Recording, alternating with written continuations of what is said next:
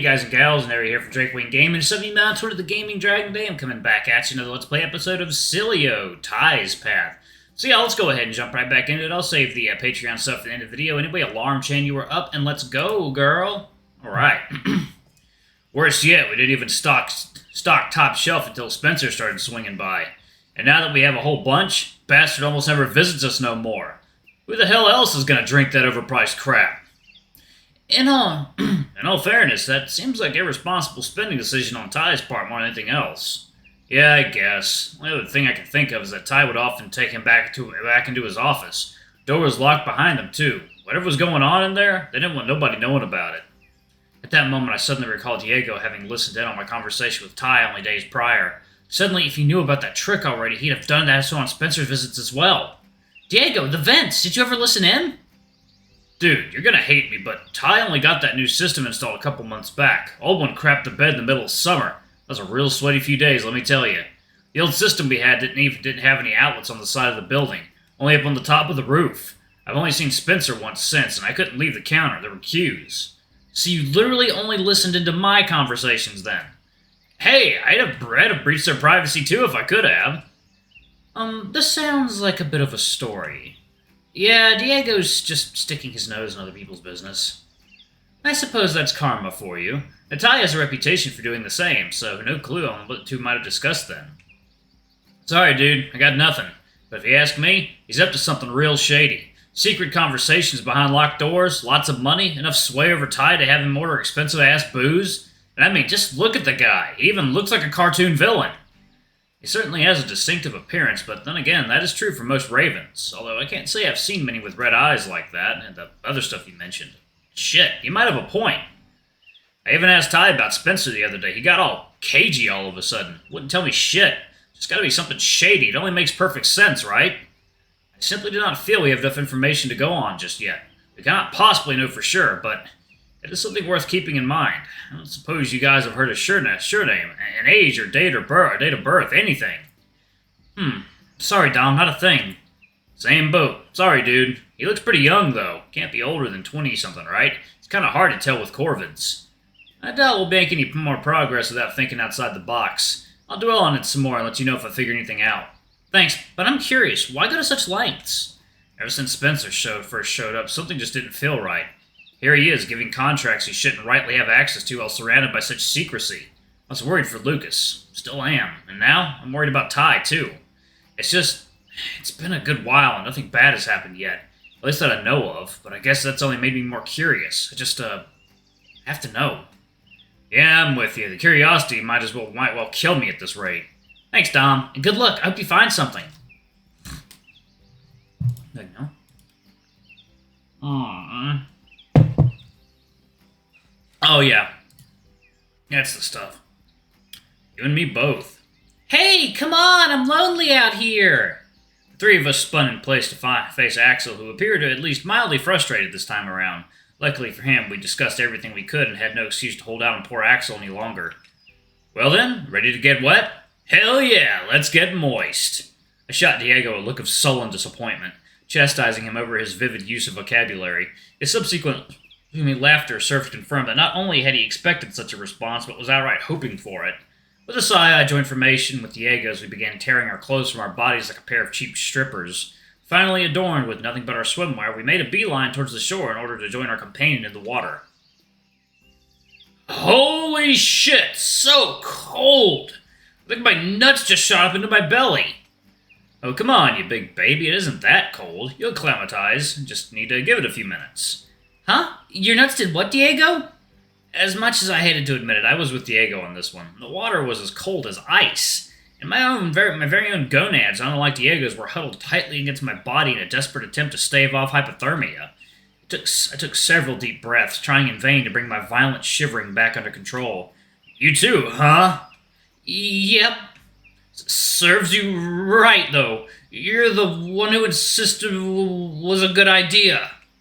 I thought it'd be fun. You didn't have to come. But I did. And now my poor nuts are gonna freeze off. That's your fault. You ought to get down there and warm them up. Okay, one, that's hella gay, man. Two, Find yourself a boyfriend and have him warm your damn nuts.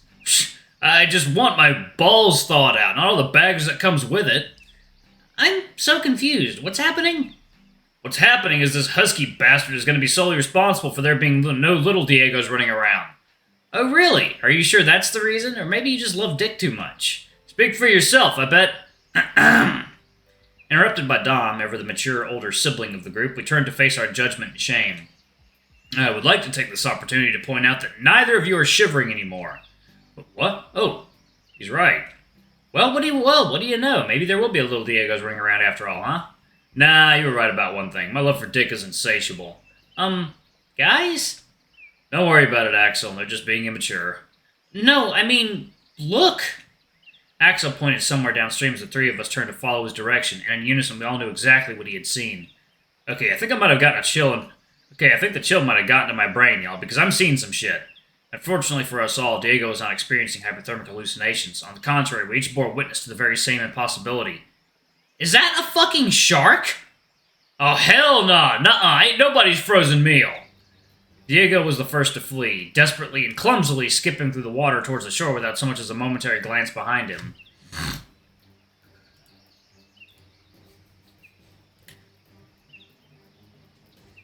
I'm too young to die. The second to break formation was Axel, whose impeccable swimming technique resulted in him promptly overtaking Diego and arriving at the shore in short order.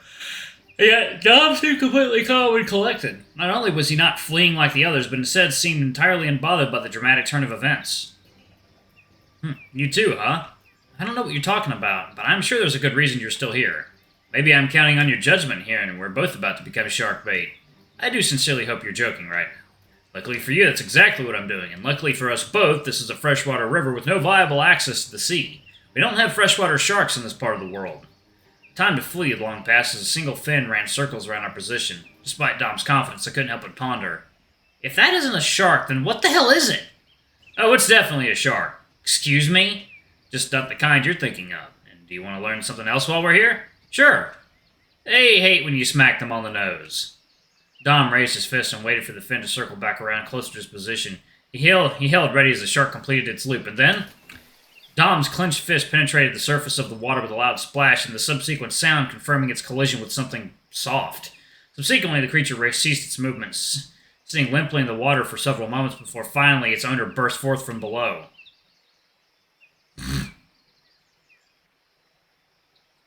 I remember what accent I did. Hey, Fox dude, what's like the big idea? Dom looked decidedly proud of himself when he turned to face Diego and Axel, delivering a sarcastic grin coupled with a somewhat sardonic shrug.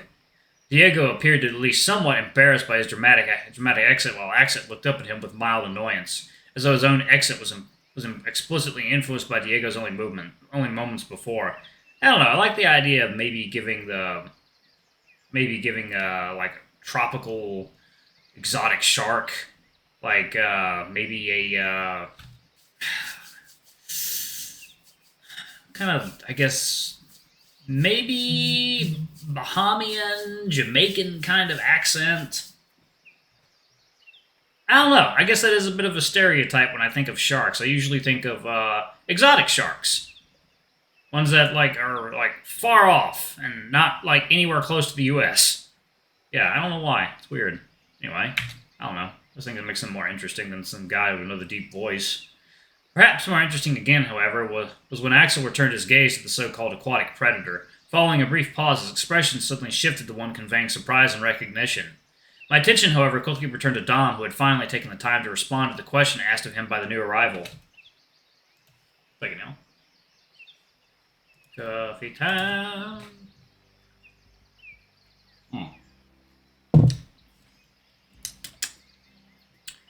You first. What were you trying to do exactly? Scare tourists? Sorry, my dude. It wasn't you that I was trying... God, what the fuck am I doing? Sorry, my dude. It wasn't you I was trying to spook. Maybe an Australian accent will do. Yeah, we'll do that. Really now. One of these days, someone is going to give you so much more than a smack on the nose. I know. It's totally my bad, dude. I apologize, profusely, man. The water is, kind of murky. I couldn't make you all out so good. It's like I said, I wasn't going for you. And who were you going for? Russell, is that you? Hey, Axe. Spotted them spots of yours like a mile off. Wow, I can't believe it's you! What are you doing in Woodcrest? How did you find us? I live here, my dude. I just moved up, actually, and, it totally makes sense we'd run into each other swimming. It's still, totally amazing luck I found you so quickly. Guys, this is Russell. We were best friends back in school, and we were in the swimming club together. Russ, these are my friends, Dom, Diego, and Hunter. Russell held out his hand out to each of us. Diego and I shook without hesitation, while Dom seemed somewhat more reluctant, still in a sour mood over Russell's dramatic arrival. Finally succumbing to the pressure from those around him, Dom reached out and shook the shark's hand. It's good to meet you, my dudes. Sorry again for the scare. I just, wanted to make a totally memorable entrance. It turned out all fine in the end, right? I'm just glad it didn't become lunch. It's, super tempting and all, but I was thinking of fixing myself a sandwich or something when I get home. Oh, Dom, did you bring spares? Huh? I mean, I always bring spares when Diego's coming. Russ, you gotta try one of Dom's sandwiches. They're the best. Can you have one, Dom, please? Dom was doing a poor job of concealing his irritation, his scowl acting as a definitive indication of his overall mood. Although for reasons I couldn't quite grasp, it seemed as though he was taking the situation a little worse than usual. Fine. We're about to stop for lunch anyway. Said to shore. What, we can't eat in the water? That's totally the best place to eat sandwiches, my dude. Man, my new place is this totally dope spa bath. I fill it with bubbles. A floating cheese platter, light some scented candles. Dude, I'm kind of impressed. That's somehow both the gayest and laziest thing I've heard in a while. More dudes who just need to discover the joy of pampering themselves. The stigma is, totally sad, man. Whoa, dude, these are, incredible, man. Did you make these yourself, dude? Huh, oh, yeah, I did. They're Axel's favorites, so... Right on, Axe. I think I might be mine, too. Well, thank you. I appreciate it. Hey, Axe, before I forget, you totally up and ghosted me, dude. What gives? No, I didn't. I mean, Dom and I were checking out one of the abandoned mines west of town, and, I tripped. My phone fell from my pocket and went down a crevice. Axel sniffled a little, feeling bad for having lost contact with his close friend. I had to get a new phone. All my contacts and everything were still on the old one. I even lost my number. I was on prepaid, so I didn't have an account. It's okay, Axel. I'm sure he understands, and for what it's worth, Russell, I can vouch for him. There's no way to get where it fell, and that was assuming it had even survived the drop. Ha! Don't worry, Axe. I'm just giving you grief. I knew it must have been something like that, or you falling over. So totally predictable, little dude. Forever tripping on your feet. Coffee. Oh, man. Coffee's so good. Axel is nothing if he isn't notoriously clumsy. Hey! Ha! Back when he used to live in Somervale, we'd often go out camping and walking together. It wouldn't be a camping trip if Axel hadn't tripped himself up. Sounds like not a whole lot has changed since he moved to Woodcrest. I don't fall over every time. Just most of the time. Both Dom and Russell broke into shared laughter as Axel appeared somewhat frustrated and mildly upset that he'd become the butt of the joke. It was an interesting twist of events, but it seemed as though Dom and Russell, despite having a rough start, were bonding with one another exceptionally well. Relax, little dude. We're laughing with you, not at you. I'll, set you up with my number again soon, my dude. This time, just promise you'll save it to the cloud. How do I... It's okay, Axel. I'll show you how. Oh, thanks. As though our discussion around cell phones had somehow caught the attention of mine, I heard it begin ringing from the small pile of previously discarded clothing that sat close by. Picking it up, I felt a sudden swarm of butterflies take flight as I laid eyes on the perfect photo of my handsome caller. I sat for a few moments, smiling stupidly at Ty's face before finally answering the call and holding the phone up to my ear.